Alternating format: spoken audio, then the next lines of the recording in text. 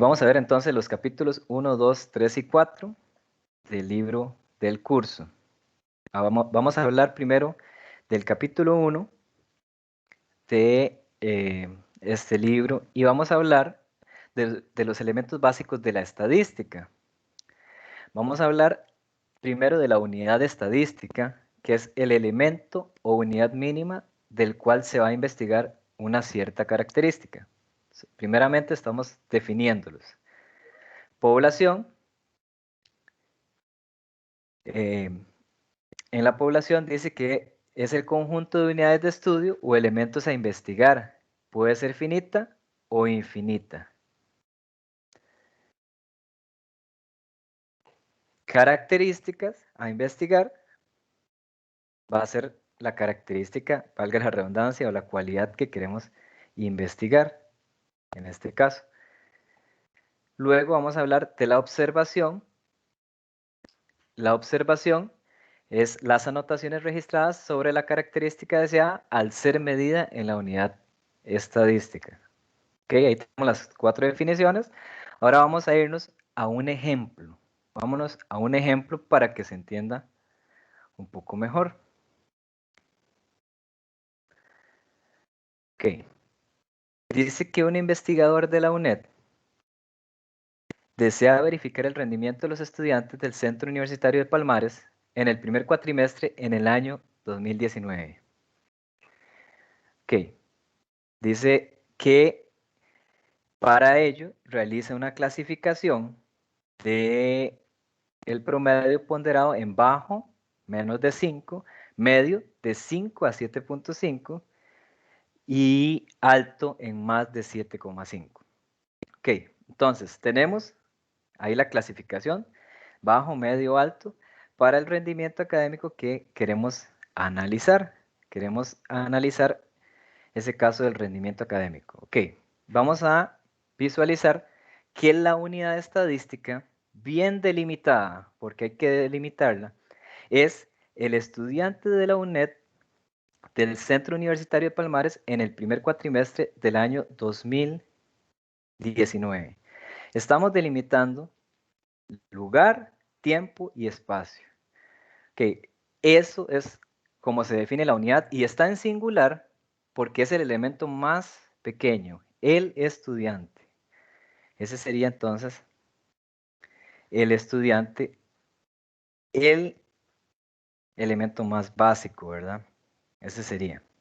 Ok, ahora, la población es básicamente eh,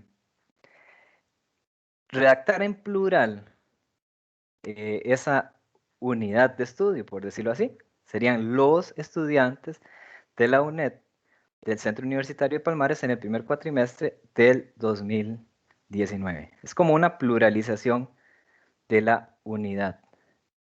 Entonces, básicamente es como redactarlo, pero en plural. Marcia tiene una consulta. Sí, buenas noches, profe, disculpe, es que hay varios que estábamos intentando entrar con el link que usted nos había enviado, pero no sirvió.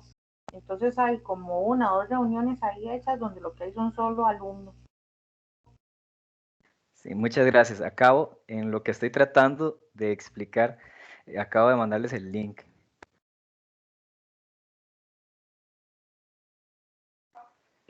Por Teams.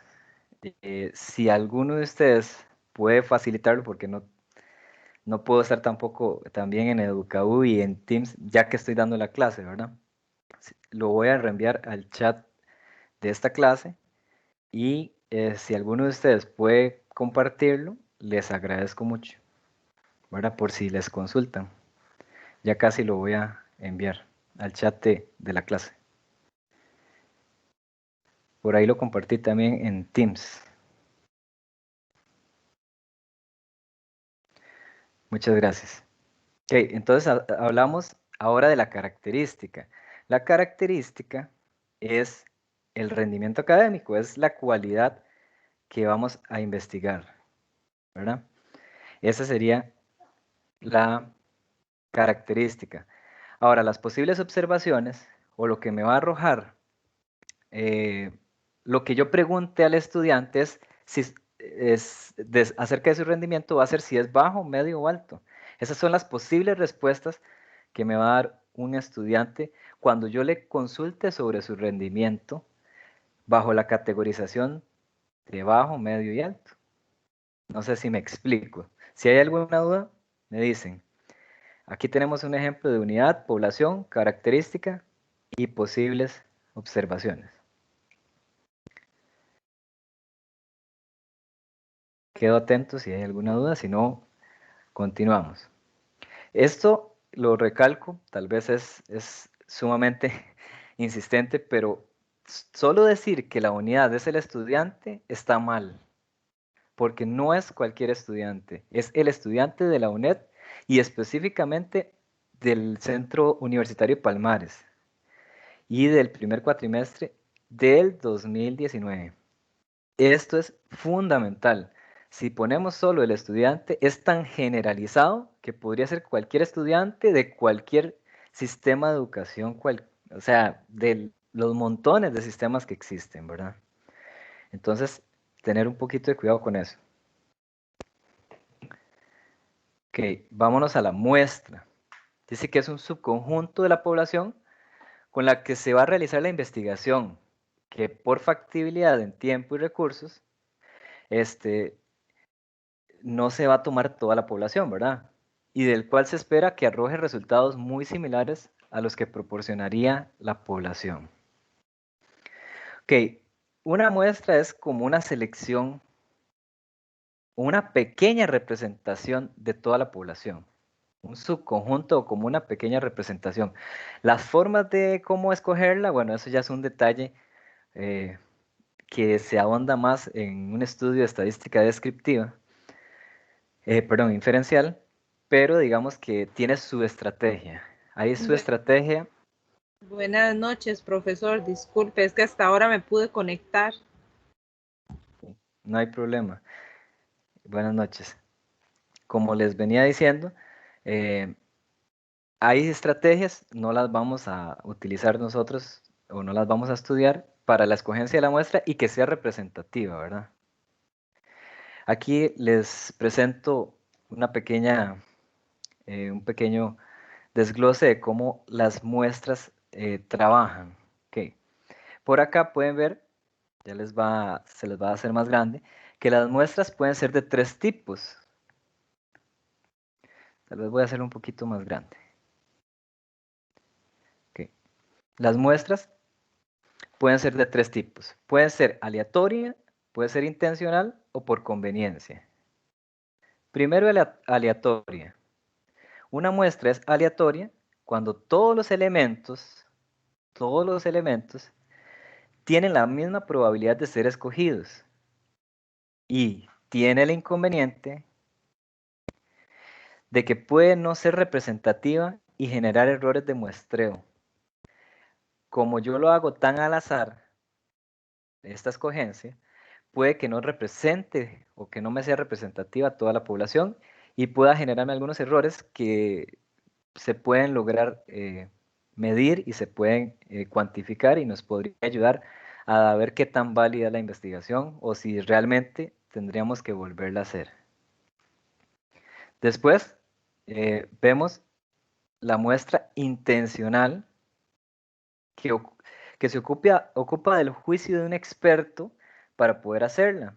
Hay expertos que tienen en estadística que tienen una idea de por qué regiones o a qué tipo de personas podríamos ir a investigar para que la investigación tenga los resultados más acercados a la realidad.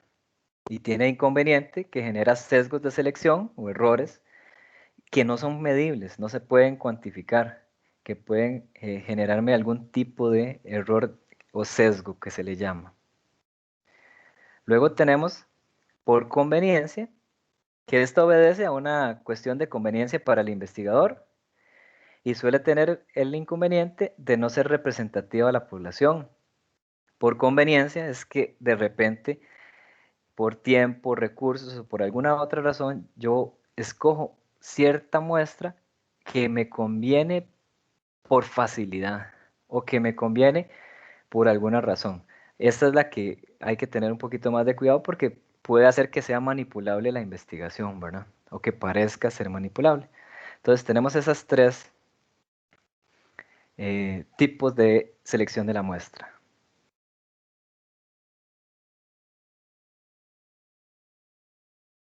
Profe, tengo una pregunta. Dígame. ¿Podría dar un ejemplo de aleatoria, intencional y de conveniencia? Claro, a eso voy exactamente. Para todo lo que yo le voy a Gracias. definir, le voy a dar ejemplos. Ok, ok. Nada más que usted se me adelantó, pero no, pierda cuidado. Un investigador de la UNED desea verificar el rendimiento de los estudiantes del Centro Universitario de Palmares, es el mismo caso que vimos antes, en el primer cuatrimestre en el año 2019. Para ello, para este estudio, el investigador toma una muestra de 300 estudiantes. Ahora, ¿cómo la va a tomar? Dice que escoge al azar de una lista con los nombres de todos los estudiantes que matricularon ese cuatrimestre y así sería aleatoria. Todos tienen la misma oportunidad de ser escogidos. Intencional, dice que como el investigador es un conocedor de la sede, toma los 300 bajo ciertos parámetros según los cursos. O sea, él es un experto, maneja la sede y dice, bueno, voy a escogerlo de estos cursos y hace una selección que pareciera ser intencional, pareciera ser por conveniencia, pero es intencional porque él cree que le pueden servir ciertos grupos, pero él no está seguro al 100% que le van a servir, sino que por su experiencia cree que esos son los mejores grupos a escoger. En cambio, por conveniencia, el investigador escoge 300 que, por ejemplo, llegan a realizar trámites al centro universitario. Y ahí lo hace por conveniencia, para no gastar tiempo y nada más escoger los 300 primeros que lleguen, porque eso es lo que le conviene para hacerlo rápido. Entonces ahí tenemos un ejemplo de cada uno de los tres. Ahora, el intencional y el por conveniencia pudiera crearnos un conflicto, ¿verdad? En el intencional, la idea es que hay un experto que ayuda a hacer la escogencia bajo ciertos parámetros. El por conveniencia, valga la redundancia de la palabra, se hace por algún tipo de conveniencia del investigador, porque no puede ir tantas veces o porque necesita que sean de cierto lugar, no sé, por más conveniencia del investigador. No sé si quedó un poquito más claro. Sí, profe, ahora con esos ejemplos a mí me quedó más claro. Ok, perfecto. Muchas gracias. Igual si hay dudas, recuerden levantar la mano y ahí los atendemos con gusto. Ok, seguimos. Vamos a hablar de las variables. Dice que cuando se mide una característica en una unidad de estudio, ella toma un valor para cada unidad de estudio. Varían de una unidad a otra, pero poseen algunas similitudes. A eso le llamamos variables. Es decir, son características, pero que varían y tienen similitudes para yo poder analizarlas. O sea, no toda característica es una variable, ¿verdad? Pero toda variable tiene que ser una característica. Hay variables de varios tipos. Vamos a ver el primer tipo de variable, que es cualitativa, y esa es la que se trabaja con cualidades o atributos, características de la persona, por ejemplo. Bueno, o del objeto que estamos investigando. En este caso hablo de personas porque usualmente a nivel educativo eso es lo que analizamos, ¿verdad? Personas. Pudiera ser una investigación de objetos también, ¿verdad? Variable cuantitativa tiene que ver con características, pero cuantificables, con números. Por ejemplo, la edad, que se cuantifica con números, ¿verdad? Tal vez en cualitativa podríamos pensar el estado civil, si está casado, soltero, divorciado, etc. Y en cuantitativas existen dos, las discretas, que son valores aislados en un intervalo. Imagínense una recta numérica, los voy a devolver al colegio un poco. Esa recta numérica tiene valores, por ejemplo, los números enteros. Tenemos 0, 1, 2, 3. Todos esos números que están separados, aislados uno de otro, pudieran ser números discretos.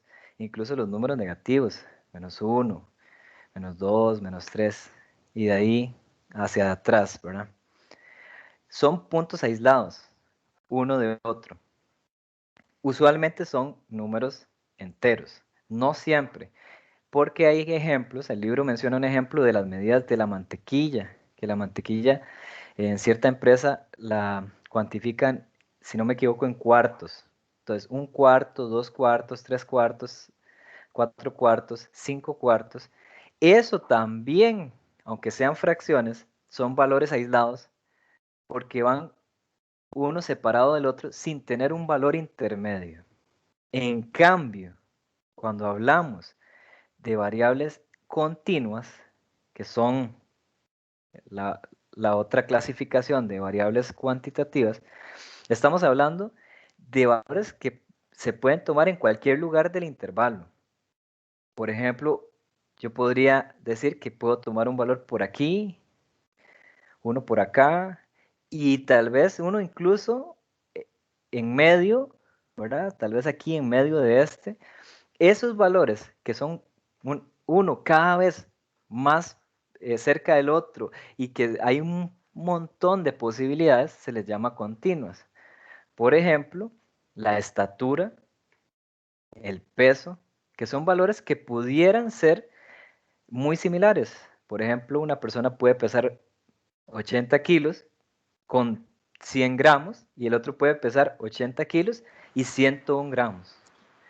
Entonces ya el montón de opciones o el montón de posibilidades son infinitamente más en este Profe, caso.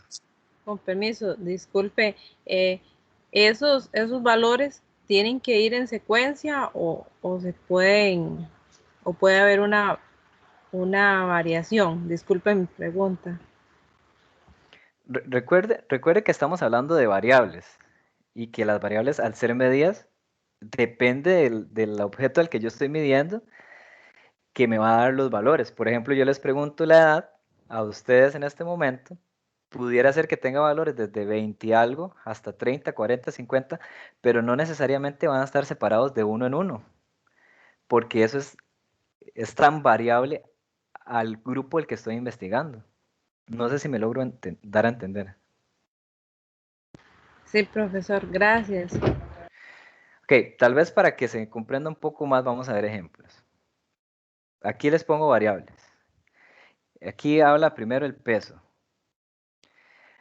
Como les digo, es continua, es cuantitativa continua en la variable, porque hay un montón de posibilidades. Alguien pudiera pesar igual que yo, digamos que 80 kilos, pero por unas milésimas pesa un poquito más. Y esas milésimas hacen que el valor se denomine continuo, porque hay muchas, infinitas posibilidades.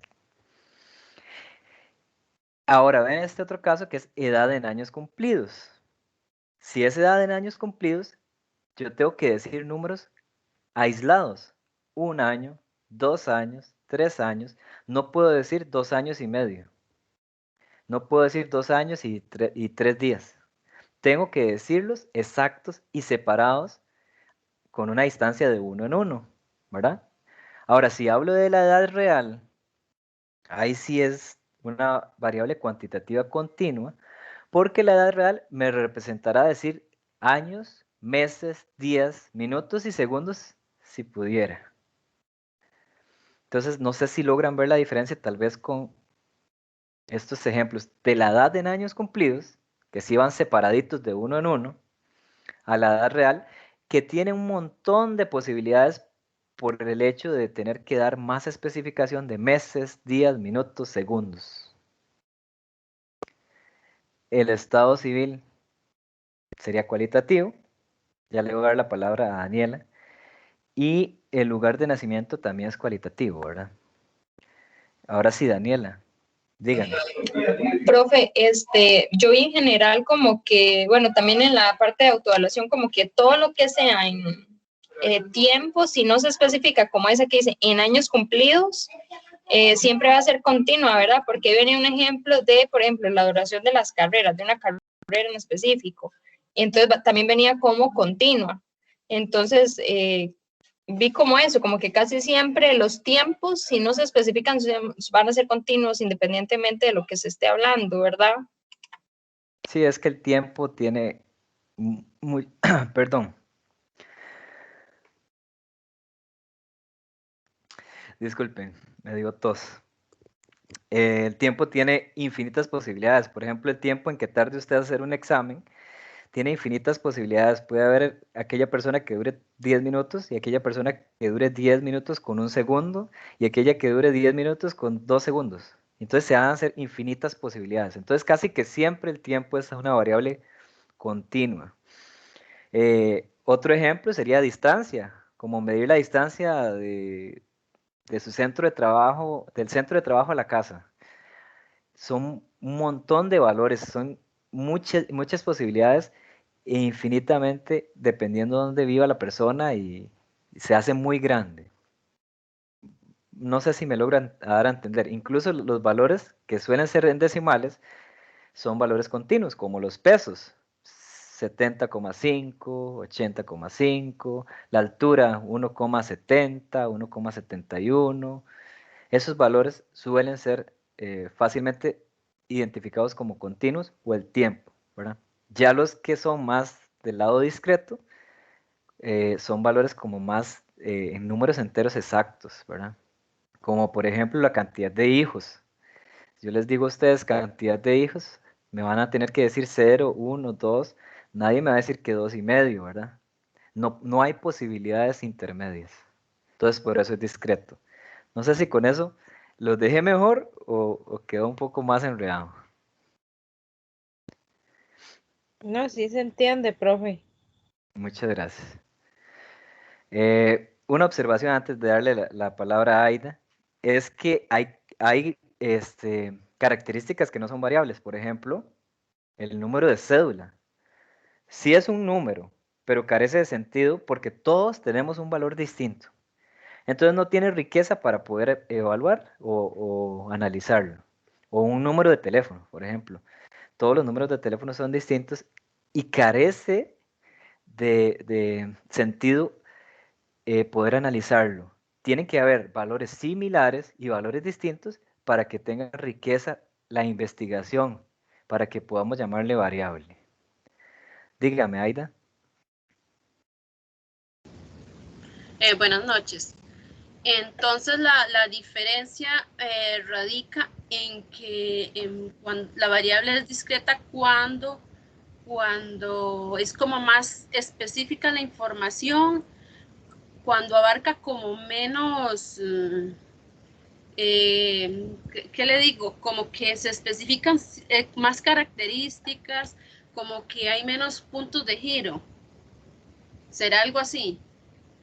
Porque digamos, edad en años cumplidos, pero que digamos yo digo específicamente los que tienen 10 años, pero si yo digo los nacidos en el año, entre los años 1980, 1981, ya ahí ya es más continua. ¿Es eso a lo que se refiere, esta diferencia? No, no, no. Porque ahí me estás dando un ejemplo que también es discreto. Porque si te digo años cumplidos, usted me tiene que dar un número entero. Y si usted me dice que los nacidos entre digamos, el 70 y el 80, también son años enteros. 1970, 71, 72.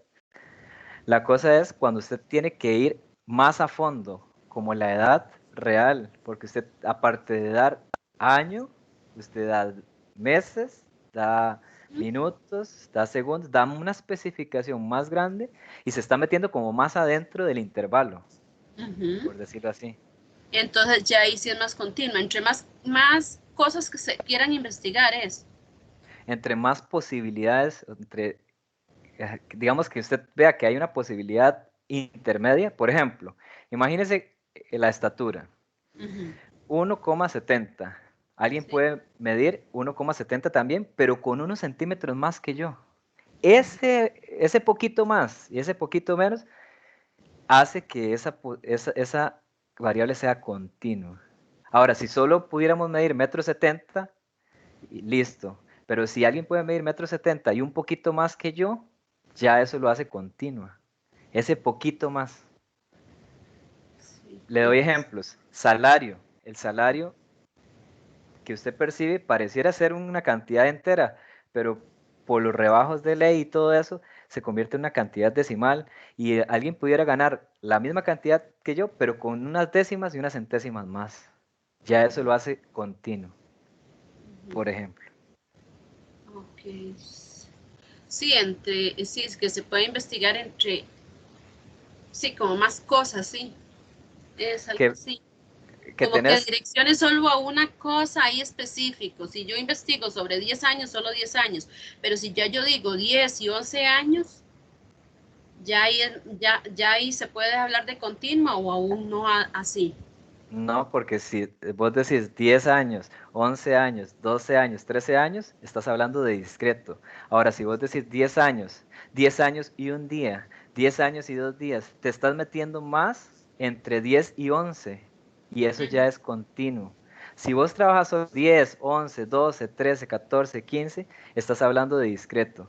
Pero si te metes más a fondo entre 10 y 11, ya te estás metiendo en algo continuo. O sea, si son valores que están más dentro del otro intervalo. Si puedes encontrar uno en medio de otro y cada vez puedes encontrar uno más en medio del otro, se convierte en continua. Pero si solo tenés posibilidades 1, 2, 3, 4, se te va. Te lo voy a dar otra vez con el ejemplo de cantidad de hijos. Yo no puedo decir que tengo 2 hijos y medio. Solo puedo decir tengo 2 y brinco a 3 y brinco a 4 y brinco a 5. Eso es discreta, sí, Eso es definitivamente. discreto, exactamente. Pero si yo te pregunto, nota que te pegaste en algún curso, vos puedes decir, me dio 4.5 y a otra persona le dio 4,55 y a otro le dio 4,56. Hay valores decimales más a fondo entre 4 y 5. ¿Me explico? Ajá, entonces eso quiere decir que si, digamos, yo ya gozo de ciertos datos que son solamente esos específicos, entonces ahí es cuando es discreta, pero si yo, las variables influyen otras características que no están contempladas, que puedan estar ahí, porque digamos, no solo hablándolo de números, entonces eso quiere decir que es continua, cuando se pueden meter otras cosas en otras características, que no son las que yo Números. estoy. Recuerde que son números. Estamos hablando de variables cuantitativas. Ajá. Por eso no podemos hablar como de otras características. Estamos hablando de cuantitativas y trate de verlo así. Se lo resumo así. Ya le doy la palabra a Rebeca y Ania. Es lo más común. Si las posibilidades son solo números enteros, es discreta. Si las posibilidades tienen números enteros y pueden tomar valores decimales dentro de esos enteros, es continua. Véalo así. Bueno, en este caso, bueno, ya, ahora sí me ubico. Sí, no, yo en el libro yo consideraba que lo estaba entendiendo, pero ahora sí me puse así como porque de hecho yo hice las prácticas y todo muy bien, que de hecho la segunda unidad viene incorrecta, unas ahí, que ahora seguro cuando usted avance ahí, pero sí está bien, yo creo que ya más o menos. Ok. Vamos a ver, tal Gracias. vez Rebeca y Ania tienen alguna forma o algo que decir al respecto, porque me parece que es así. Rebeca. Sí, profe, entonces cuando estamos hablando de cuantitativa discreta es como cuando en cuanto a la edad se da una edad exacta, por ejemplo, 30 años cumplidos, y cuando es Ujú. continua, por ejemplo, la edad real que una persona diga, 30 años y 8 meses o algo así, ¿es algo así o estoy mal? Bueno, que usted me corrige. Sí, sí, es exactamente eso. En el momento en que usted tiene que dar un valor que está en medio de otro, por ejemplo, que doy más descripción del número 30, o sea, ya no digo 30 y 31, sino que digo un poquito más de 30, 31 meses o un poquito más, ya en ese momento se convierte en continua. Si solo tuvieras que decir 30 31, 32, 33, 34, ya eso se hace discreto. Ujú. Ah, bueno, está bien, profe, entonces sí entendí. Muchas gracias. Con gusto. Ania, Buenas noches, profesor. Que, bueno, creo que ya me respondió la duda, pero para confirmar, entonces podríamos asumir que si se utilizan decimales, son continuas, no discretas. O sea, que las discretas no utilizan decimales. las discretas no suelen utilizar decimales, pero podría haber un caso discreto que use fracciones. Como les dije, por ejemplo, 1/4, 2/4, 3/4, 4/4, 5/4, y pudiera hacerlo a uno patinar. Pero digamos que usualmente son números enteros cuando es discreto y podría tomar valores decimales si es continuo. Ajá, pero en cierta forma, digamos, un cuarto está especificando un cuarto. Es como si estuviera Ajá, diciendo uno. correcto. Ah, bueno, está bien, gracias. Con gusto. Tracy, ¿tiene una duda? Bueno, duda específica no, pero quería como comprobar. Entonces, cuando hablamos de la discreta es cuando es algo muy puntual, ¿verdad? Ajá. Y cuando hablamos de la continua es como que hay un rango. Ajá, correcto. Como que yo puedo sacar, o sea, entre un punto inicial y uno final, por así decirlo, puedo sacar valores entre esos. Correcto, correcto. Y entonces la discreta es decir algo puntual. O sea, decir, por ejemplo, como dice ahí, ¿verdad? ¿Cuántos años tengo? Ok, 26. Listo. Hay tantas personas de 26 años. Así. Correcto, exactamente. Ok.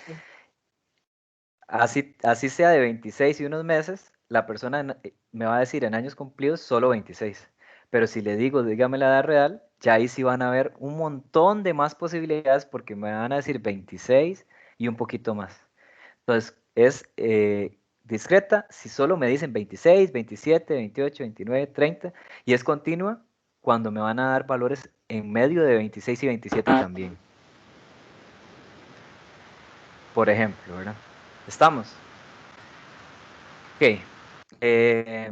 Seguimos, porque yo sé que nos paramos un poco acá, pero bueno, fue necesario para algunos de ustedes. Vamos a continuar con las dos corrientes estadísticas que existen, o los dos tipos de estadística, la estadística descriptiva y la inferencial.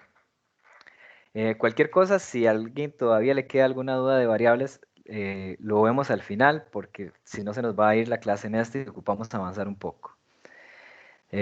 Descriptiva es la estadística que trabaja en la descripción de un conjunto de datos observados, o sea, de una muestra. Como se trabaja con esa muestra, no se va más a fondo y se trabaja con cuadros, gráficos, promedios, porcentajes y medidas de variabilidad. Usualmente esto es lo que se hace en una pequeña investigación o en una tesis, una estadística descriptiva. Ya la parte inferencial sería para un estudio que quiere ir más a fondo y quiere sacar conclusiones de ese grupo y pasarlo a un grupo más grande, o sea, pasar de la muestra a la población. Y se va a trabajar en inferir y generalizar lo obtenido en ese subgrupo, que es la muestra, para pasarlo a la población. Dice que ya aquí los cuadros, gráficos y promedios y porcentajes y todo eso no nos va a servir.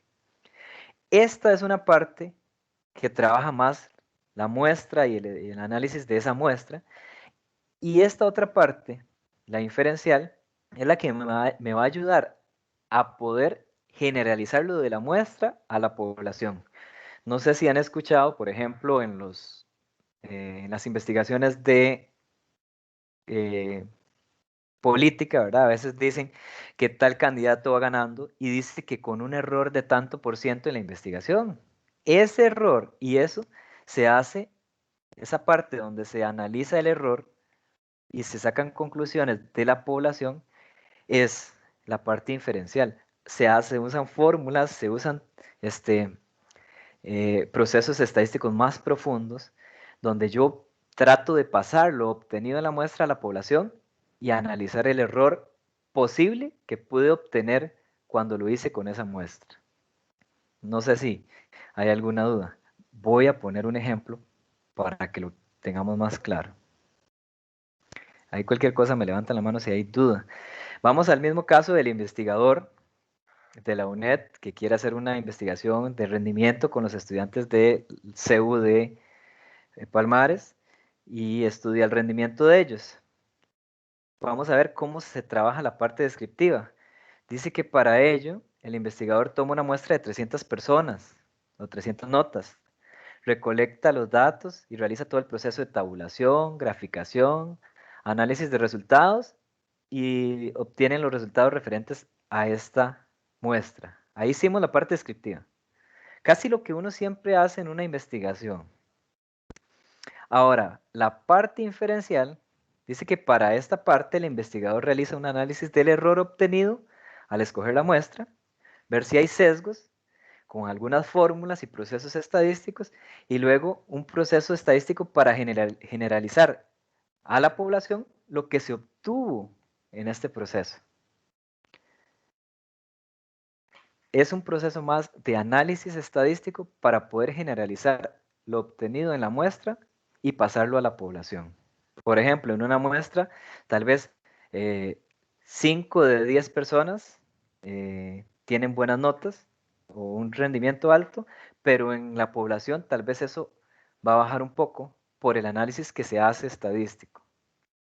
No sé si me estoy dando a entender. Lo que pasa es que tal vez nosotros siempre trabajamos esta parte descriptiva y la parte inferencial es más para investigadores, para gente que va un poquito más a fondo para generalizar su estudio, ¿verdad? Bueno, espero que haya quedado claro. Esto es la parte de estadística descriptiva e inferencial. Con esto terminamos el primer capítulo. Yo sé que hay más cosas, hay más detalles.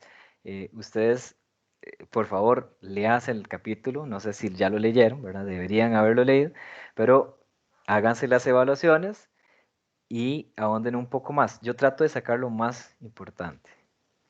Sí, Vamos a hablar. perdón, no, que viene bonito porque trae un ejercicio para evaluarnos al final de cada capítulo, entonces es bueno hacerlo. Sí, sí, exactamente. Ahí vienen las respuestas. En algunos casos he encontrado uno que otro error, eso sí, hay que tenerle cuidadillo. Entonces eso nos puede generar confusión, pero usualmente trae muy bien las respuestas de Sí, todo. de hecho en el capítulo 2 sí hay uno que viene un errorcillo ahí. Ahí nos pasa el santo ahora más tarde, de cuál es exactamente. Vamos a ver entonces el capítulo 2. Este tiene que ver con fuentes y de datos y técnicas de recolección de datos. En esto de los datos hay varias situaciones. Primero, si los datos ya existen, si hay libros que han investigado ya los temas que queremos investigar, valga la redundancia, o queremos estudiar, o alguna persona que ya hizo un estudio, genial. Eso nos va a ayudar como un marco teórico, como una referencia para nuestro estudio. Y existen tipos de fuentes. Si hay bibliotecólogos, aquí lo van a tener muy claro, pero con otro nombre. Fuentes primarias, que son las entidades o personas que se encargan de recolectar esta información que necesitamos. Creo que le llaman fuentes de primera mano en bibliotecología. Que sería entonces la entidad que recolectó esa información. Y están las fuentes secundarias, que son entidades o personas que ya tomaron la información de una fuente primaria y la utilizan o la presentan. Ejemplos. Fuente primaria, el INEC, Instituto Nacional de Estadística y Censos. El MEP hace sus recolecciones e investigaciones. El IAFA. Entre algunos ejemplos, ¿verdad? La misma caja del Seguro Social. En cambio, en fuentes secundarias podríamos mencionar desde los periódicos que toman la información de ellos hasta el Estado de la Nación, el Estado de la Educación, que son una publicación de investigaciones que ya hicieron otras fuentes. Esos serían los dos tipos. Ahora, cuando los datos no existen, Entonces ahí nos toca recolectarlos, ¿verdad? O investigar por cuenta propia. Entonces, hay técnicas de recolección de datos. La primera es un experimento. Estamos hablando de algo tal vez un tanto más científico, ¿verdad? Entonces un científico, un físico quiere ver, hacer un análisis estadístico del comportamiento del movimiento rectilíneo uniforme. Entonces él hace cierto experimento y lo repite tantas veces y él va anotando los resultados y bajo esos experimentos, entonces él hace la investigación, ¿verdad? Podría ser por observación, muy utilizado por los docentes, ¿verdad? Nosotros nos ponen a hacer observaciones antes de ir a poder tener una clase y uno recauda información en esa observación. Uno se va dando cuenta a cuál estudiante le cuesta, cuál estudiante necesita más apoyo o tal situación particular. La observación puede ser entonces una forma de recolectar la información. La usan mucho los psicólogos, ¿verdad? Como parte de sus estudios. Puede ser una entrevista, ya sea cara a cara o por teléfono, donde yo le pido la información a la persona que quiero investigar. Puede ser una encuesta, un cuestionario que lo voy a administrar a personas o a grupos, ¿verdad? Y con ese cuestionario recojo la información. Puede ser por registro, que yo lo tome del registro público de algún lugar donde está la información, pero yo la tengo que clasificar tal vez. Y puede ser también el envío y devolución de cuestionarios, que es por correo, ¿verdad? Este es un método bastante económico, ¿verdad? Pero tiene sus limitantes, ¿verdad? Porque al ser por correo, muchas personas ni responden, ¿verdad? El correo o no te ayudan a llenar el cuestionario en línea, ¿verdad? Entonces tiene sus pros y sus contras. Ahora, si vemos entre ellas, la de menos costos sería el envío y devolución de cuestionarios, ¿verdad? Yo casi que no demandaría de ningún costo más que el internet, ¿verdad? En cambio, una encuesta, yo tengo que sacar mi rato para hacer un cuestionario e imprimirlo si fuera posible, ¿verdad? Una entrevista por teléfono me demandaría gasto telefónico, ¿verdad? Tiene sus pros y sus contras cada una, ¿verdad? Tal vez la entrevista me genere un poquito más de veracidad en los resultados o las encuestas, ¿verdad? Siempre hay que analizar un poco qué es lo mejor en nuestra investigación o en el estudio que vamos a realizar. Vamos a mencionar algo que ustedes en realidad van a utilizar o van a ver luego, ¿verdad? Que es un poco sobre las fases de una investigación, que es definir el problema, ¿verdad? Solo se los voy a mencionar. Establecer los objetivos, los propósitos, objetivos, elaborar un plan de trabajo, luego sería la construcción de un cuestionario, ya sea para una entrevista o para hacerlo cara a cara, un cuestionario administrado a varias personas. Después el diseño y selección de una muestra, eso es un proceso que se hace y es muy importante. La preparación y ejecución del plan de trabajo y trabajo de campo, la elaboración de un plan de análisis, el procesamiento de la información, análisis e interpretación de los datos y después un informe final de la investigación.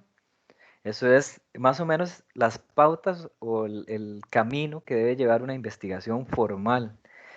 En educación se hace mucha investigación, pero bueno, nosotros como docentes no solemos ser parte de esas investigaciones. Un poco desatinado porque nosotros somos los que estamos en el charco y entendemos un poco más sobre el proceso, pero bueno, sería ideal que los educadores hiciéramos este tipo de investigaciones auspiciadas por el MEP, ¿verdad? O por alguna universidad. Las universidades son las que más realizan este tipo de investigaciones, ¿verdad? Ahí están las fases. Y eso básicamente sería lo más importante del capítulo 2. No sé si hay alguna duda. Es en realidad rapidito.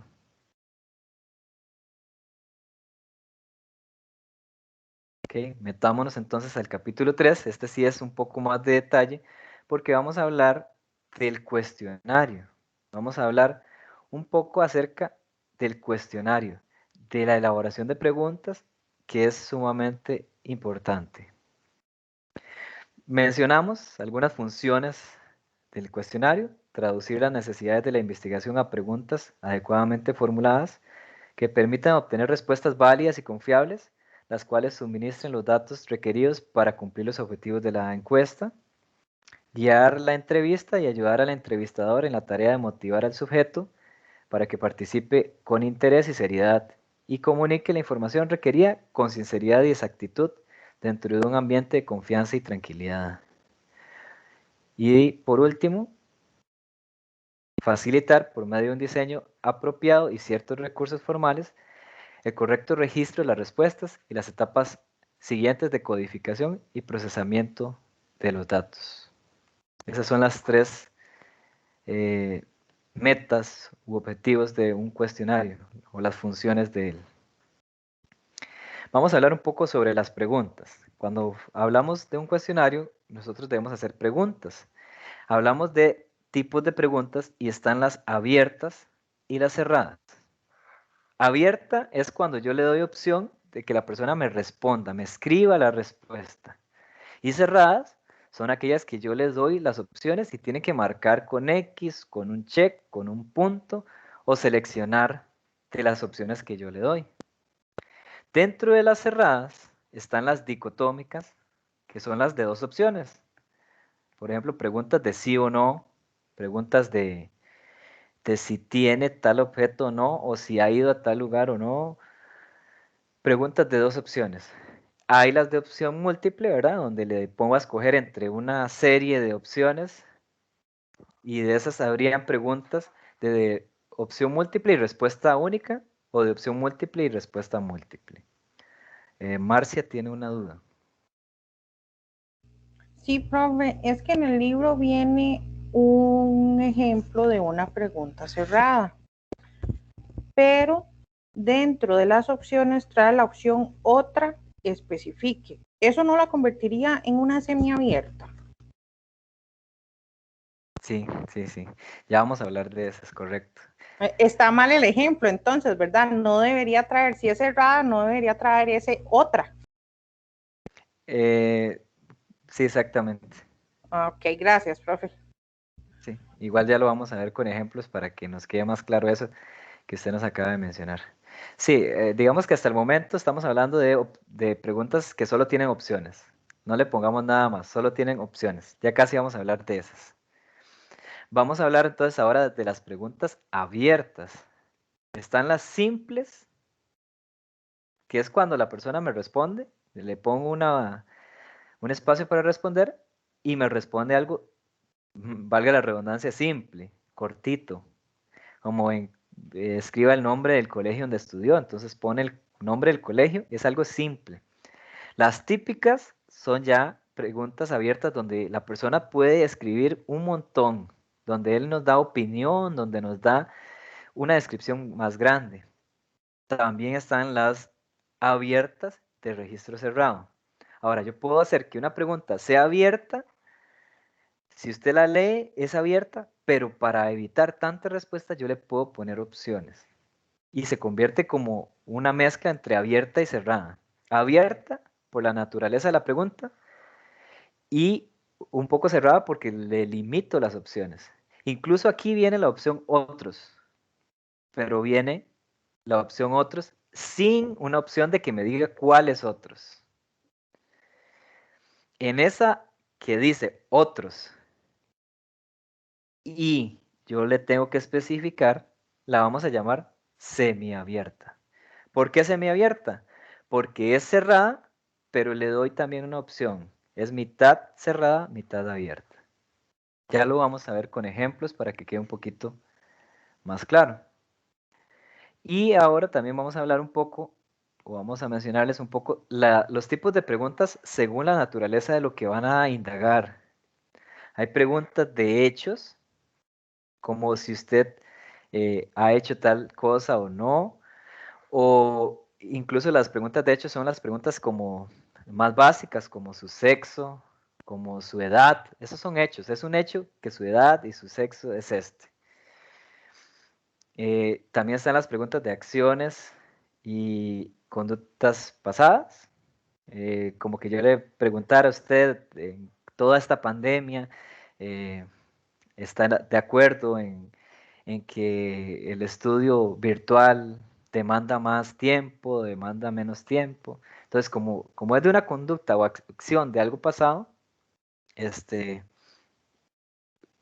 es, por decirlo así, de este tipo. Podríamos también hablar de intención, como cuando le preguntan a usted por quién votaría, esa sería su intención, ¿verdad? O si estaría dispuesto a probar un nuevo producto. Las de opinión, que son bastante fácil de identificar porque me piden mi opinión acerca de algún tema y yo doy mi opinión que puede ser bastante amplia, ¿verdad? Y están las de actitudes, que estas son un poco más de moralidad, un poco más sobre temas más morales y más complejos. Ya casi vemos ejemplos al respecto. Yo les voy a presentar preguntas y las vamos a ver qué tipo es. Por ejemplo, posee teléfono fijo.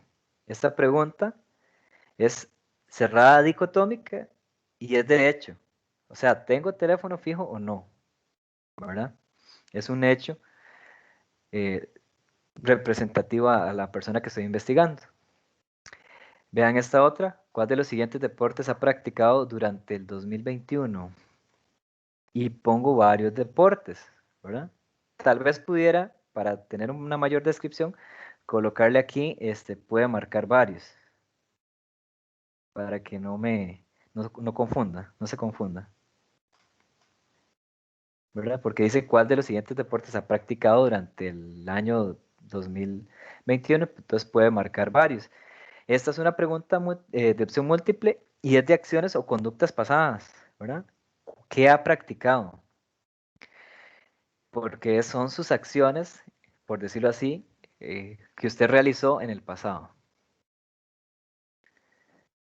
Ok, vamos a ver un poquito más, vamos a las abiertas. En las abiertas tenemos la siguiente pregunta, que dice, menciona el nombre de un candidato presidencial por el cual estaría dispuesto a votar en las elecciones del año 2022. Aquí usted pondría solo el nombre de la persona por la cual votaría. No me gusta hacer proselitismo eh, político, pero este es el nombre que se me viene a la mente. Yo no votaría por él, pero se me viene a la mente para ponerlo como una opción. Ania tiene una consulta. Bueno, profe, que en el libro dice que no hay que confundir las preguntas, digamos, con respuesta múltiple, las de respuesta múltiple con opción múltiple. Dice que las de opción múltiple, digamos, le dan varias opciones, pero tiene que escoger una. Pero cuando a usted le dice que puede marcar varias, vienen siendo de respuesta múltiple. Sí. Esta Ok. que hicimos anteriormente es de opción múltiple y respuesta múltiple. Ajá. Está bien, gracias. Correcto. Sí, con gusto. Es un detalle que en realidad no es tan relevante, porque puedo hacer una respuesta de opción múltiple y respuesta única. Por ejemplo, preguntar eh, por si, cuál es el grado de satisfacción por esta tutoría, por ejemplo. Entonces, ustedes pondrían satisfecho, insatisfecho o medianamente satisfecho. Solo marcarían una, ¿verdad? Es nada más como para clasificarlas. En ese caso, la que vimos antes es de opción múltiple y respuesta múltiple porque puede marcar varias opciones. En este caso que les menciono, esta pregunta es abierta, simple, y la pregunta es de intención, ¿por quién votaría, verdad? Es simple porque yo no voy a escribir más que el nombre de un candidato y no puedo ponerle nada más. Ya si le pongo algo más, yo estoy siendo desobediente porque lo único que me preguntan es el nombre de esa persona. Vean esta pregunta. ¿Cuál o cuáles razones le guiaron a escoger la carrera universitaria que estudió? Si se las dejo así y les pongo la rayita, ustedes me van a escribir razones, ¿verdad? Esa sería una pregunta abierta, pero le quito las rayitas y le pongo estas opciones, estas que están acá, y la convierto en una pregunta abierta de registro cerrado. Puede marcar varias opciones: gusto propio, presión familiar, no pudo ingresar a la carrera que deseaba, el salario de percibir, factor económico, influencia de amigos. Segunda opción, otras. Otras, pero no pongo la rayita para que me diga cuáles, ¿verdad? Esta pregunta es abierta, pero es de registro cerrado y es de acciones o conductas pasadas, ¿verdad? Marcia, usted tiene una consulta. Sí, profe. Entonces, cuando se pueden marcar varias opciones, se convierte en abierta. No es porque pueda marcar varias opciones, es porque la pregunta, volvámonos una vez más, la pregunta es abierta en su naturaleza. Si usted la pregunta, valga la redundancia, de esta forma, ¿cuál o cuáles razones le guiaron a escoger la carrera universitaria que estudió?, automáticamente usted le da la idea de que tiene que ponerle espacio para que me diga todas las razones, ¿cierto? Ajá, ajá. Pero yo, para que él no se me vaya por las ramas, le voy a quitar la opción de que me la responda con sus propias palabras y le voy a poner las opciones. Eso sí, yo tengo que estar seguro de que le estoy poniendo la mayoría de opciones razonables, ¿verdad? O sea, que yo estoy claro de que me puede responder todas estas cosas si lo hiciera de manera escrita él. Ok, Nada es más. que vamos a lo mismo. En la ejemplo del libro, la pregunta que viene como ejemplo de cerrado, entonces no estaría correcta tampoco, porque dice, algunas veces se plantean, no, perdón, la pregunta, ¿en qué lugares ha usado Internet en el último mes? Puede marcar varios. En la casa, café, Internet, en el trabajo, centro comercial, lugar donde estudia, lugar de comidas. Entonces no sería una pregunta cerrada esa. ¿Qué página es? En la página 74. Para ver si estamos. Es que vea la naturaleza de la pregunta. ¿En qué lugares? La persona en realidad ahí yo le puedo poner las opciones. No necesariamente me las tiene que responder escritas. En cambio, en este caso le estoy pidiendo razones, algo un poco más profundo. No sé si me explico. Le estoy pidiendo algo más profundo. Le estoy pidiendo algo que me debería explicar, incluso podría darme una explicación. ¿Ve la diferencia? Y en este caso solo estoy pidiendo lugares. Y al ser lugares, las opciones es lo más fácil de colocar. O sea, no Sí, no es tendría que nada hacerlo como de escrito. analizar, digamos. Exactamente, no es nada más, no es nada profunda. La naturaleza de esta pregunta, como le digo, sin ponerle nada, es una pregunta abierta porque la persona va a tener que darme razones o explicaciones incluso. Pero yo se la estoy delimitando. Le estoy quitando el empuje que tenía para poder escribirme todas las razones y se la estoy poniendo con opciones. En cambio, la que usted me está mencionando es una pregunta muy simple donde la persona no tiene que dar ninguna explicación. No sé Ok, si me explico. ok. Sí, sí. Sí, depende como de la profundidad de la pregunta. Exactamente, la profundidad de la pregunta.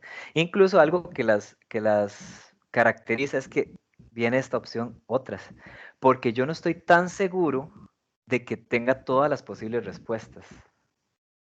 Ok. Esa sería abierta con registro cerrado, así es, ¿verdad? Abierta con registro cerrado. Ok. Ahora, la que usted me dio, esa pregunta, si le quitamos la opción otras, sería cerrada nada más. Pero como existe la opción otras y especifique, es semiabierta. Ok. Okay. Ya vamos a ver un ejemplo de esa semiabierta. Gracias. Con gusto. Ania tiene una consulta. Profe, esta misma, la 2 que tiene ahí en pantalla, si le quitamos las opciones, se convertiría en abierta típica.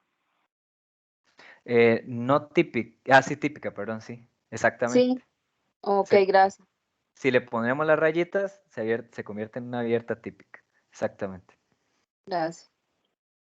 Ok, seguimos entonces para ver ese ejemplo de pregunta semiabierta. Bueno, en este caso, les voy a colocar por acá en la pantalla una pregunta abierta típica. Dice, considerando la situación económica del país, ¿cree usted que en un futuro el sistema de pensiones de la Caja del Seguro Social, Caja Costarricense del Seguro Social, tenga la solvencia para subsistir? ¿Por qué?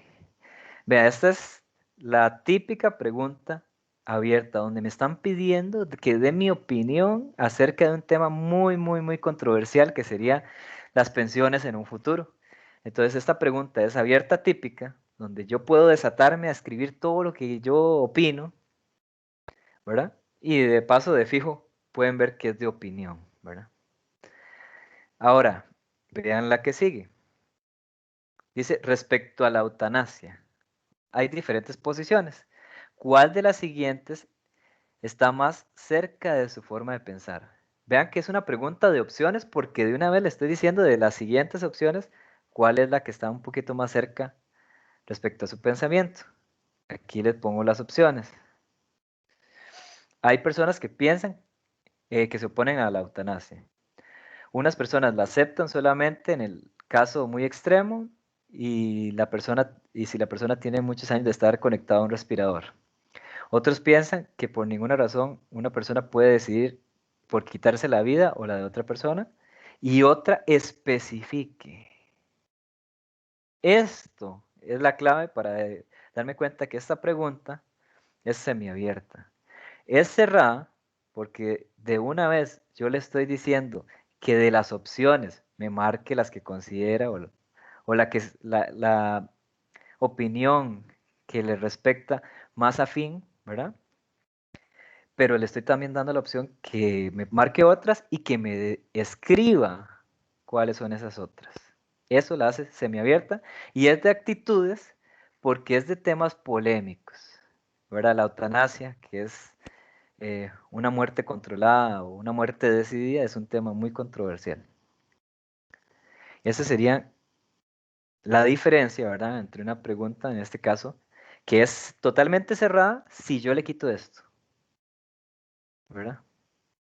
En el momento que le pongo otras y le doy la opción que me diga cuáles otras, ahí la convierto en semi abierta. Daniela tiene una duda. Profe, no, antes el ejemplo que mencionaba la compañera que está en la página 74, entonces viene mal en el libro porque, digamos, es la clasificación de preguntas cerradas y viene esa opción de otro. Y dice, otro, especifique, y así la lineacita, y viene la clasificación de cerradas, entonces estaría mal. Sí, esa debería ser semiabierta. Ok, gracias. Sí, es que en cerrada normal no debería venir esto, ¿verdad? Sí. Son libros, ¿verdad? Uno cuando hace presentaciones o cosas así, uno siempre comete muchos errores. Imagínense en un libro, ¿verdad? A uno no le gusta porque lo enreda un poco, pero sí, en ese caso tiene que ser esa pregunta semi abierta. Voy a hablarles un poco sobre las preguntas de filtro, que son preguntas como esta. Vean estas serie de preguntas, de una vez las voy a colocar acá. ¿Ha tenido que repetir algún curso? Si responde no, pase a la pregunta 4. Esta es una pregunta de filtro. Si usted responde no, tiene que pasar y brincársela, la 2 y la 3, y pasar a la 4. Ahora, si usted responde sí, tiene que responder la 2 y la 3. ¿Por cuáles razones tuvo que repetir él o los cursos en cuestión? Mencione 2 razones. ¿Y cree usted que haber perdido el curso o los cursos le ayudaron en alguna medida a aprender más sobre la materia en cuestión? ¿Por qué? Esto solo me lo puede responder el que dijo que sí ha perdido cursos, ¿verdad? Y el que no, pasa a la pregunta 4, que dice en general, respecto a las tutorías de los cursos de la UNED, usted las calificaría como excelentes, buenas, regulares, malas o deficientes. Esta pregunta que me hace pasar de un lugar a otro, si respondo sí o si respondo no, esa es una pregunta de filtro. Se usan mucho, ¿verdad? Y una observación muy importante. todas las preguntas que sean como esta 4, en las que se pide una valoración, tienen que tener una cantidad de opciones impares. ¿Por qué impares? Ok, primero vean que me están diciendo que califique las tutorías. Entonces tengo 2 positivas. 2 opciones positivas, excelentes y buenas. Tengo una opción intermedia, que es regular, y tengo 2 opciones que son negativas, malas y deficientes. Si yo solo dejara, eliminemos esta, solo dejara excelentes, buenas, regulares y malas, yo estoy manipulando la investigación, porque la persona va a tener más probabilidad de escoger buenas y excelentes. Entonces, por eso yo necesito colocar una cantidad impar de respuestas cuando estamos hablando de una valorización o cuando estamos haciendo un tipo de rúbrica, ¿verdad? Tiene que haber un valor intermedio y la misma cantidad de valores positivos y negativos. No sé si Ania tiene una nueva consulta o fue la anterior. No, profe, fue el anterior, gracias. Con gusto. Ok, eso sería una consideración importante, que vamos a hablar solamente detalles del cuestionario. El orden de las preguntas, uno inicia con las preguntas más simples hasta hacer las preguntas más complejas al final, ¿verdad? No empieza preguntando lo más complejo al inicio. Incluso hay preguntas de calentamiento, preguntas al inicio donde yo le pregunto nada más la edad y el sexo y tal vez no es tan relevante en mi investigación, pero es como para ir calentando y las preguntas más grandes y más fuertes y más complejas se dejan al final. El uso de preguntas de filtro es importante, ¿verdad? Para separar grupos de personas, los que me responden sí o no a cierta pregunta. El número de preguntas de un cuestionario y la duración del cuestionario es fundamental.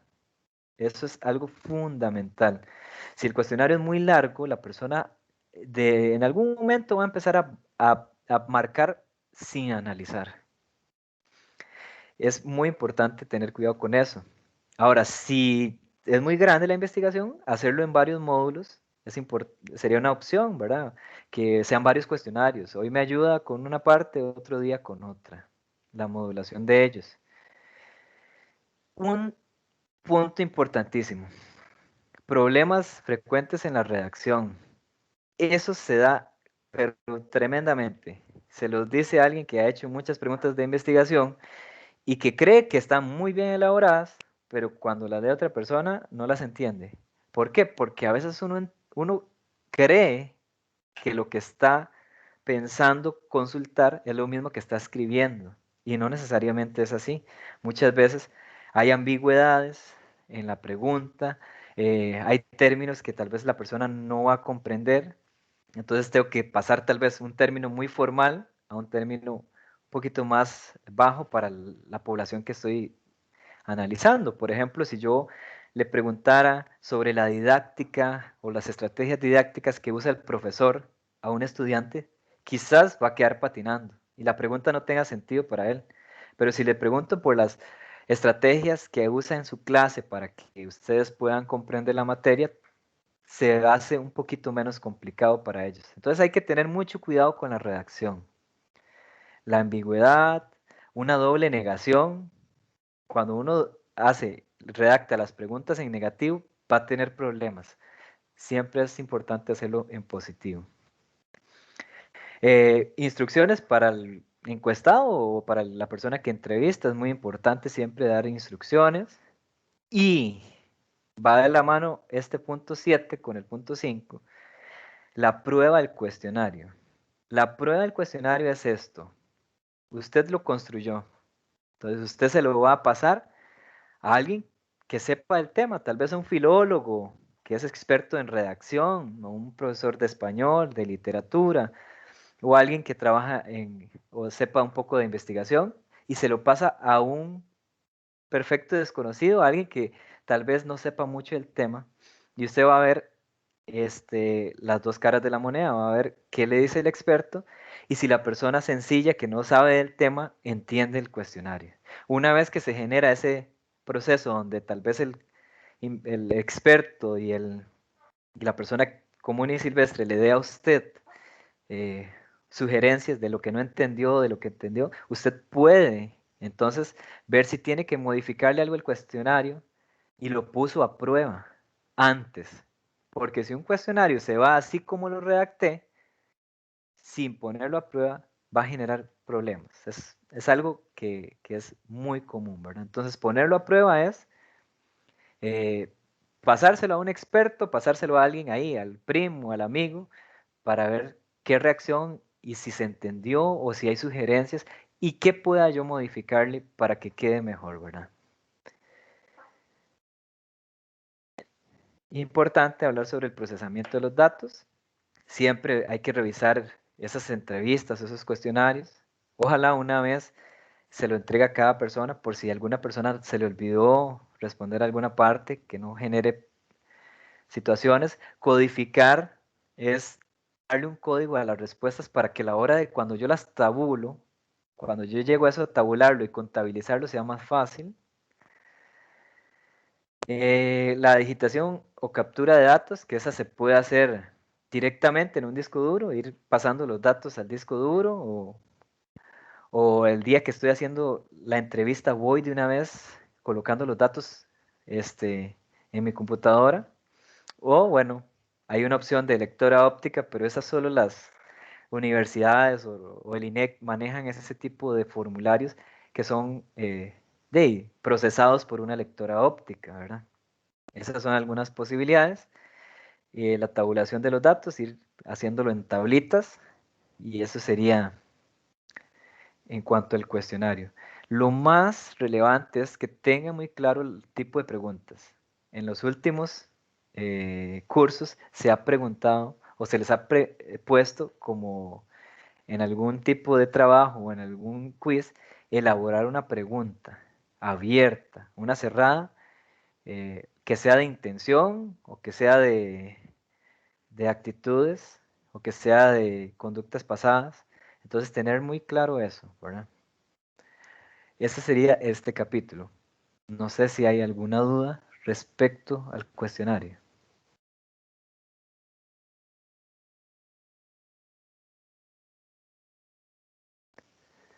Bueno, entonces pasemos al capítulo 4. En este capítulo 4 vamos a estudiar lo referente a los números relativos. Si ustedes se fijaron, no son todos los capítulos, los subpuntos del capítulo, sino son solamente el 4.1 y 4.2. Básicamente, lo que tiene que ver con números relativos, nada más. Lo más básico. Dice que en ciertas situaciones, cuando se analiza la información y se hacen comparaciones o se toman decisiones, las cifras absolutas pueden ser suficientes, pero en otras situaciones el número absoluto no basta y se hace necesario compararlo con otra cifra o relacionarlo con el universo del cual proviene. A esas cifras se les llama números relativos. Cuando hago una investigación y obtengo los resultados, muchas veces los números en bruto, por decir, de mi investigación no son suficientes. A veces quiero comparar y esa comparación tiene varias clasificaciones, pero se llaman números relativos. Existen las razones. Dice que es la relación entre dos números A y B y se denota así como A dos puntos B o A/B y significa que A está dividido por B. Indica cuántas veces cabe B en A. Es como una división básicamente. Ya casi vemos ejemplos. A dos puntos B o A/B que indica cuántas veces cabe B en A. Y también existe la proporción, que es una razón que relaciona un número con su universo, es decir, con el total, ¿verdad? Que si el universo consta de A, B y C valores, Entonces, la proporción de B va a ser B dividido entre el total, o sea, entre la suma de todas las cantidades. Y existe el porcentaje, que sería multiplicar por 100 esa proporción, específicamente las proporciones.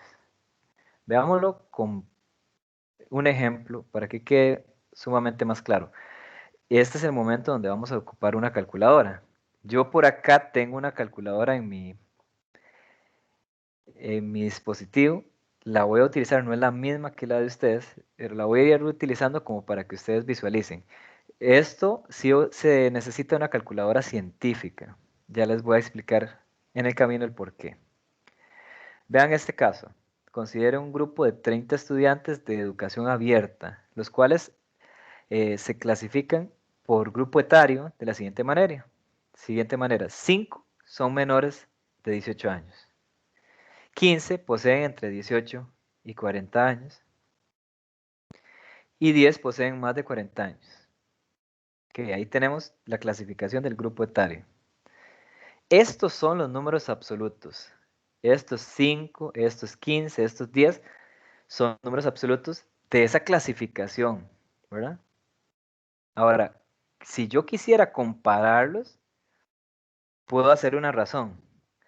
Por ejemplo, la razón entre los estudiantes mayores de 40 respecto a los que tienen entre 18 y 40. Veámoslo así. Los mayores de 40, ¿verdad? Que son 10, ¿verdad? Los que tienen más de 40. Y por acá, los que están entre 18 y 40, que son estos 15, ¿verdad? Que están entre 18 y 40. Esas son las dos cantidades que vamos a relacionar. Se escribe C sobre B, le llamé C, le llamé A, B y C, para que sea más fácil. Entonces es C sobre B. ¿Por qué C? C es los mayores de 40 y D es, B, perdón, son los que están entre 18 y 40. Es como para ponerles una letra para que se haga más fácil, ¿verdad? Y yo colocaría arriba en la fracción, es una fracción, los mayores de 40 y abajo en la fracción los menores de 40, que son 10 sobre 15. Que si lo metemos en una calculadora científica, ella la transforma en esta fracción. Vamos a verlo, se los voy a enseñar. Eran entonces 10 sobre 15. Entonces hay una tecla que trae una fracción, pongo 10 arriba y 15 abajo, y ella les va a tirar ese número, ella lo simplifica, da 2 tercios. El valor también lo pueden pasar a decimal, les daría 0,66 en sus calculadoras, con una tecla que dice ST arriba de la tecla del, pero esa no nos interesa que esté dado en fracción. Igual manualmente, si alguno lo quiere hacer, esto se simplifica manualmente.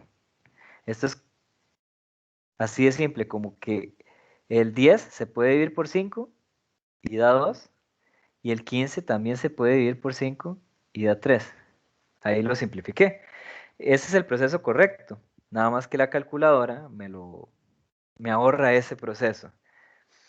¿Qué significa ese 2 tercios?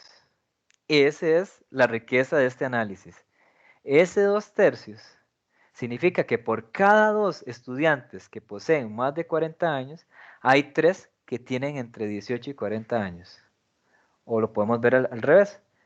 Por cada 3 que tienen entre 18 y 40, hay 2 que poseen más de 40 años. Y así podría hacerlo con otras relaciones, ¿verdad?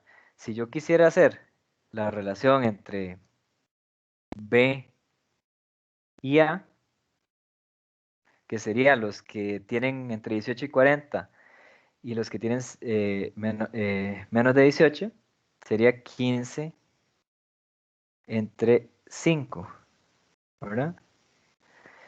Y en este caso nos va a dar 3 sobre 1.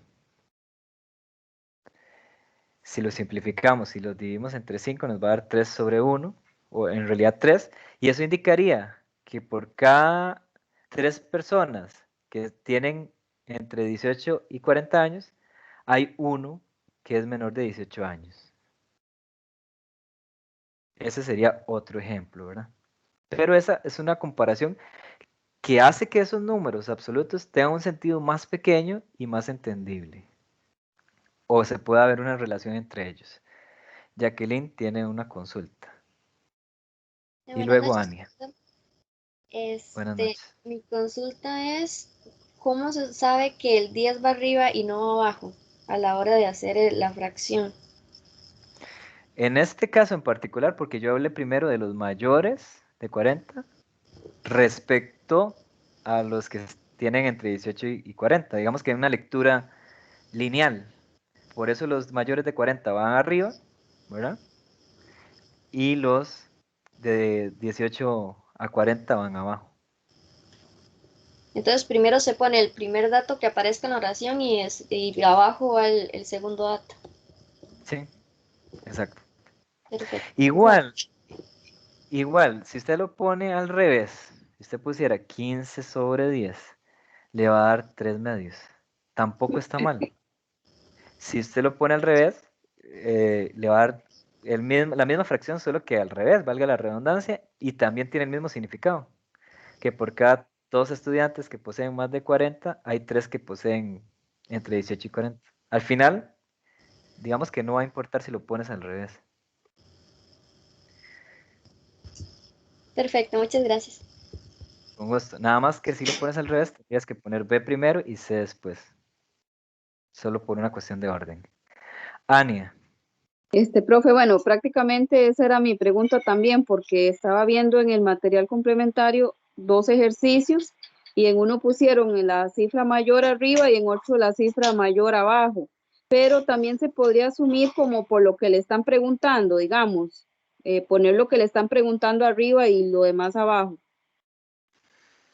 Yo lo haría linealmente. Si dice la relación de tal entre tal, yo diría la relación del primero entre el segundo, va arriba el primero y abajo el segundo. Sí, Pero si se hace al revés, igual vea que va a tener el mismo significado. Aunque sí, me nada dé más que 2 al sobre revés. 3 y 3 sobre 2, al final yo voy a estar diciendo que por cada 3 que tengan entre 18 y 40, hay 2 que tienen más de 40. Al final voy a concluir lo mismo. Está bien, profe, gracias. Con gusto. Que estamos listos ahí con la consulta, perfecto. Eso tiene que ver con las razones. Una razón es cuando yo comparo dos cantidades de todas las que tenga, ¿verdad? Ahora vamos a hablar de las proporciones. Vamos a ver un ejemplo de proporción para terminar con este temilla. Proporciones, vamos a ver la proporción de los estudiantes mayores de 18. ¿Quiénes son los mayores de 18? Mayores de 18 son menores, perdón, menores de 18 son estos 5. Entonces son 5, pero del total. ¿Cuál es el total? Bueno, hagamos un momento la suma de todos. Si sumamos 5 con 15 y con 10, eso nos va a dar 30. Entonces son 5 dividido entre 30. Porque es la cantidad de los menores de 18 entre el total. Siempre cuando hablamos de proporción es entre el total. Si lo metemos en la calculadora, va a dar 1 sobre 6. ¿Qué significa ese 1 sobre 6? Que lo que nos va a decir es que 1 de cada 6 estudiantes tienen menos de 18 años. Este es el significado. Ani, ¿usted tiene una duda?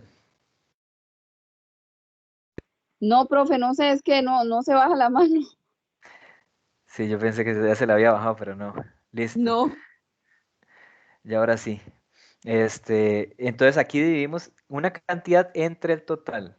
Y bueno, el sentido, ¿verdad? Es en este caso es que 1 de cada 6 tienen menos de 18 años. Creo que esas palabras que acabo de mencionar, tal vez en alguna noticia o en algún noticiero ustedes las podrán haber visto. De que uno de cada tanto fuma, uno de cada tanto tal cosa. Eso es porque se hace este tipo de relación entre los números. Rebeca tiene una consulta. Profe, entonces, para colocar ahí, según la fórmula, siempre tenemos que sumar esas cantidades. Por ejemplo, cuando nos dan ahí el dato 5, 15 y 10 para colocar el 30 abajo. En realidad yo lo hice para que usted lo viera, pero véalo aquí donde está. Son 30 estudiantes en total. Ahí ya me lo daban. Mm, Usualmente me lo dan y si no, entonces sumo todas las cantidades.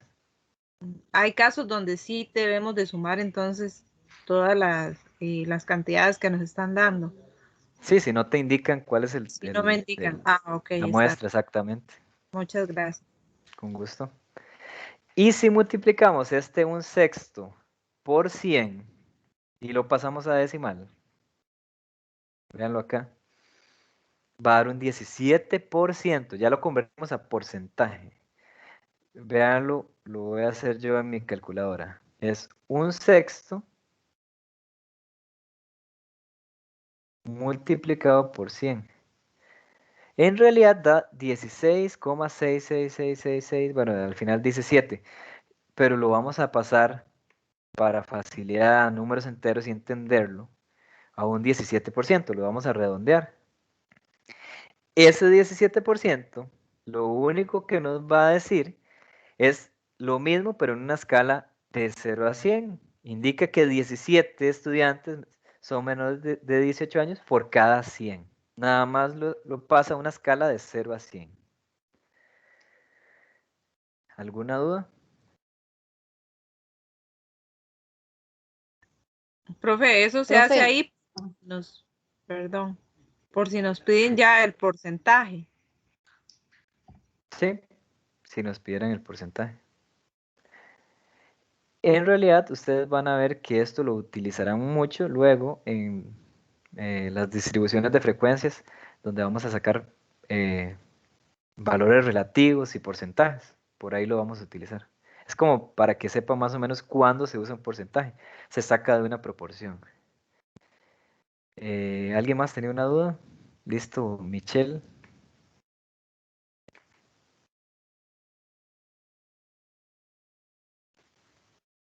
Ok, entonces, si no hay dudas por acá, entonces vamos a pasar a hablar un poco sobre el caso práctico.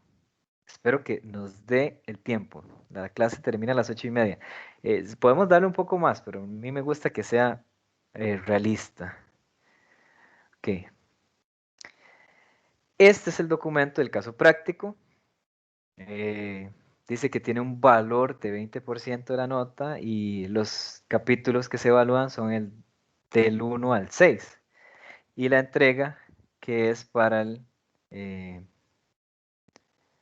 sábado 10 de julio a las 10 p.m. más tardar, ¿verdad? Y esto es importante, formato de la entrega en PDF. Ya me pasó con una estudiante, se los digo por experiencia, me lo mandó en Word, mi computadora es una Mac y mi computadora no pudo ver nada, o se borró o no se entendió nada y no pude hacer nada más. En cambio, si usted lo convierte de Word a PDF, que usualmente ustedes usan Word, genial, nada le va a pasar, no se va a modificar. Por eso se pide en PDF y por favor, mándenlo en PDF. Método de entrega por la plataforma de UKU. Ahí les aparece ya un enlace. Dice que la realización y la entrega del caso práctico será individual, es un trabajo individual. Dice que el caso práctico se debe entregar por medio de la plataforma de UKU en un archivo formato PDF. Nuevamente, para que quede claro, debe entregarlo con portada.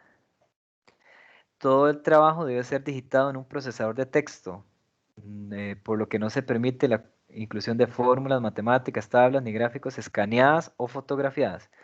No puede venir nada escaneado ni fotografiado, todo tiene que ser producción de ustedes, de un documento digitador de texto, como lo es Word, que creo que es el que usualmente utilizan. Jacqueline, dígame. Ah, bueno, entonces se puede utilizar Word. Es que sí, lo que iba a preguntar es qué necesitamos saber sobre Excel porque yo no lo sé usar y eso me preocupaba. Excel es una herramienta que les puede ayudar mucho. Después vamos a ver cómo crear algunos gráficos y todo, pero en realidad yo les voy a enseñar usando Word y Word los redirecciona a Excel. Entonces, al final creo que no van a tener que saber tanto el uso de Excel.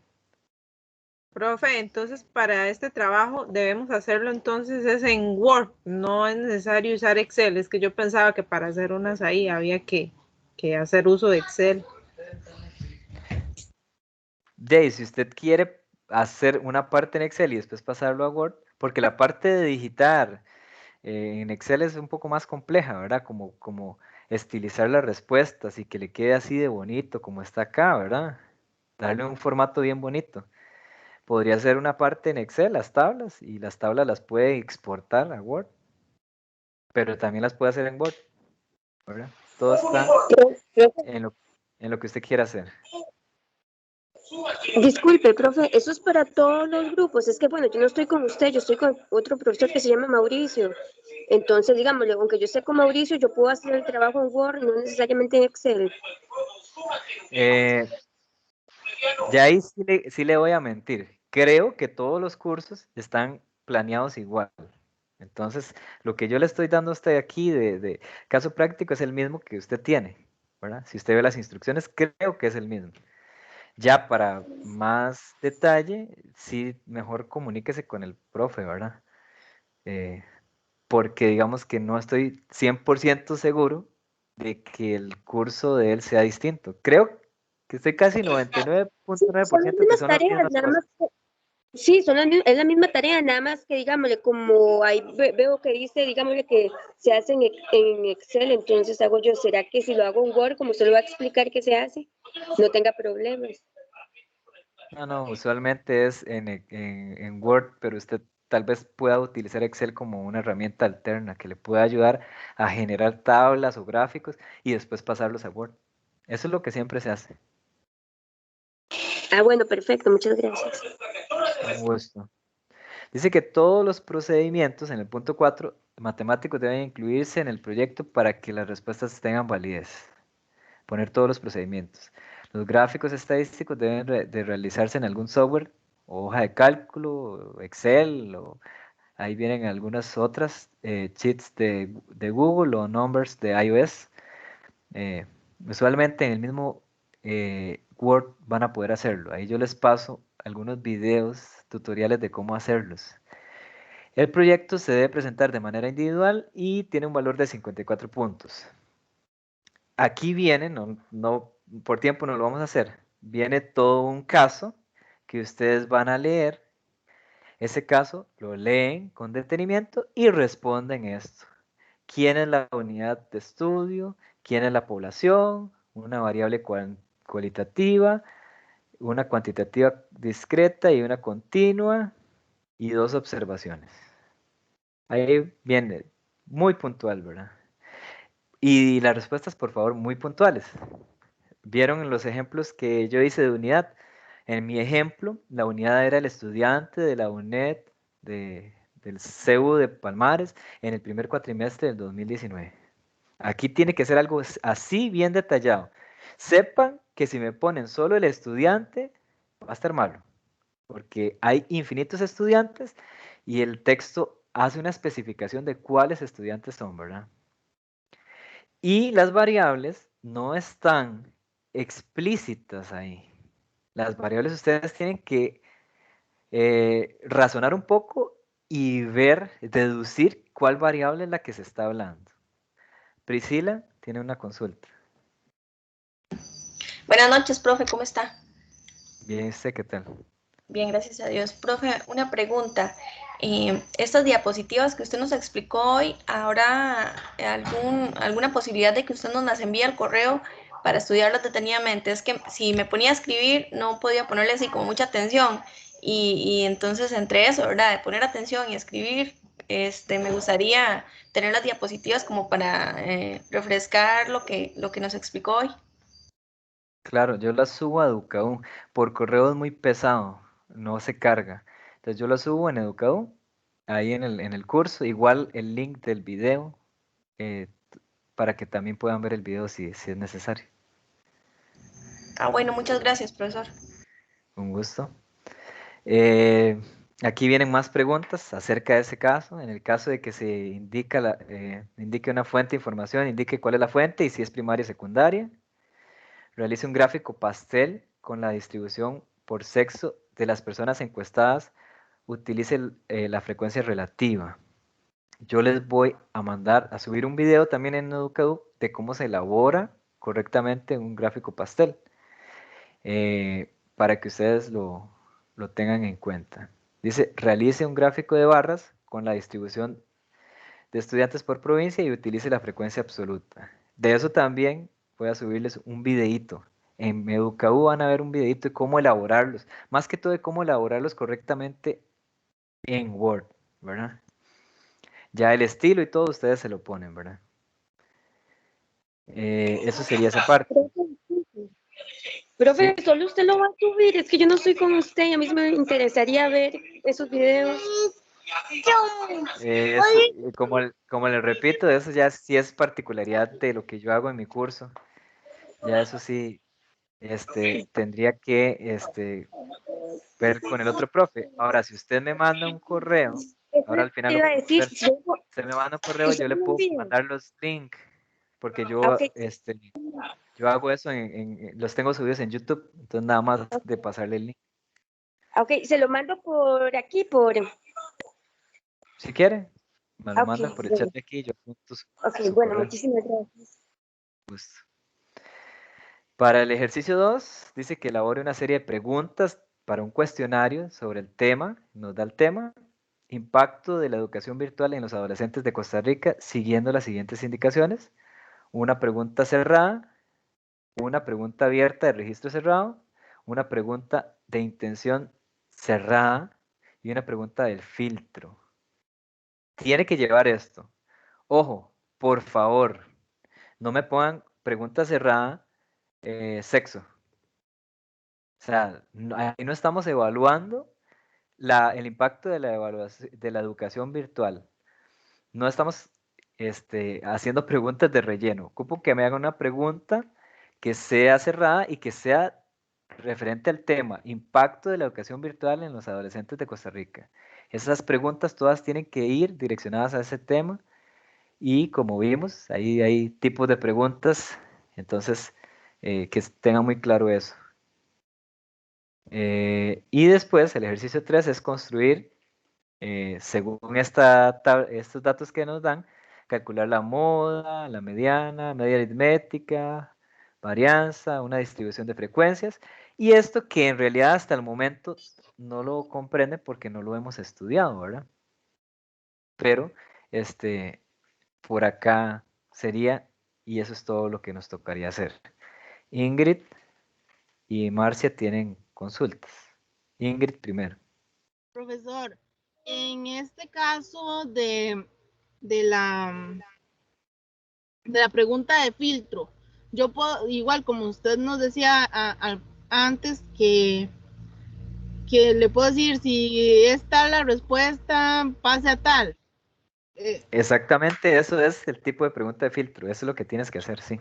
Pero tengo que poner más preguntas para que pueda ser así o nada más solo como... Relaciónelas, entre ellas, relaciónelas. Hago una pregunta de filtro y que, por ejemplo, la que sigue sea cerrada y que pase a la tercera pregunta, que la tercera pregunta es la abierta de registro cerrado. No sé, como que las mezcles entre ellas. Ah, ya. ¿Me explico? Sí, está bien. Sí, trate de que sea como una secuencia entre esas preguntas. No necesariamente la primera tiene que ser cerrada. Puedes mezclarlas en el orden que quieras, pero que venga una cerrada, una abierta, de registro cerrado. De filtro y pase a la siguiente. O, bueno, Podría ser. Sí, si usted quiere. Usted le da el orden que quiera. Profe, gracias. Con gusto. Marcia, ¿tiene una consulta? Sí, profe, para lo de la distribución de frecuencias, la amplitud nosotros la tenemos que calcular o ya la dan aquí. Vamos a ver. Una tabla de distribución de frecuencias, límites reales, absoluta, frecuencia relativa y título y fuente. No la dan acá. Usted la tendría que deducir, sí. Usted la tendría que sacar. Ok, gracias. Con gusto. Rebeca tiene también una duda.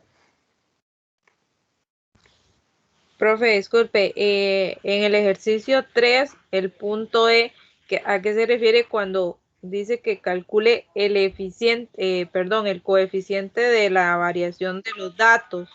Tal vez si me puede como explicar a qué se refiere eso un poco. Es que ese tema como no lo hemos visto, pero no lo comprendí. Es que el coeficiente de variación es un cálculo, es una fórmula. Como no lo hemos visto, está seguramente perdida. Pero sí es una fórmula. Ah, bueno, entonces tengo que buscar en el libro la fórmula basándome. Ah, ok, Correcto. profe, gracias. Con gusto. Mayen, disculpe si dije mal el nombre. Buenas, profe. Mi pregunta es con respecto a la amplitud también.